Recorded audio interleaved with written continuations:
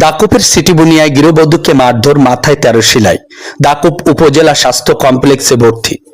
23শে March আনুমানিক বেলা 3টায় দাকুপ উপজেলার দাকুপ ইউনিয়নের 2 নং ওয়ার্ড সিটিবুনিয়া গ্রামের পলাশ রায়ের স্ত্রী সুপ্রিয়া মণ্ডলকে একই এলাকার রামপ্রসাদ রায় ও বিলাস রায় কর্তৃক হামলার শিকার হয়ে দাকুপ উপজেলা স্বাস্থ্য কমপ্লেক্সে ভর্তি।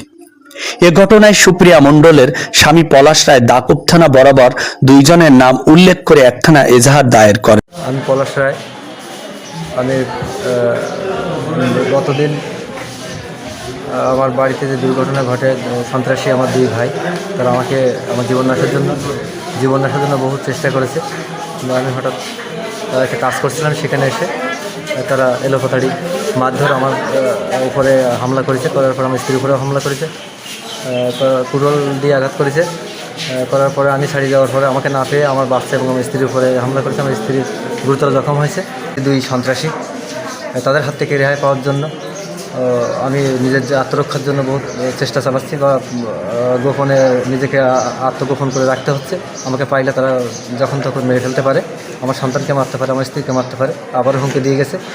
এই মতো অবস্থায় আমি থানাতে এসে কমপ্লেন করেছি। বাহিনীর আশ্রয় 13টা সেলাই লাগিয়েছে। সে অবস্থায় এখানকার চিকিৎসক যিনি আছেন, উনি বলল কি যে এনার অবস্থা ভালো নয়, এনাকে উন্নত চিকিৎসার জন্য বাইরে নিতে হবে।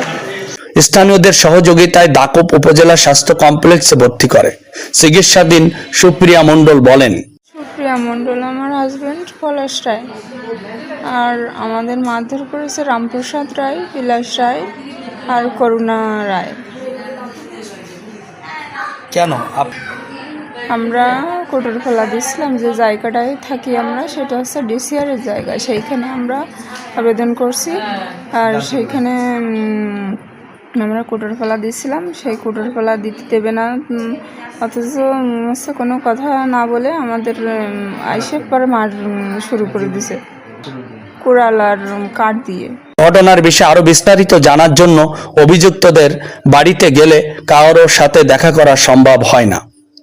ঘটনার বিষয়ে দাকুপ থানা পুলিশের তদন্ত চলমান।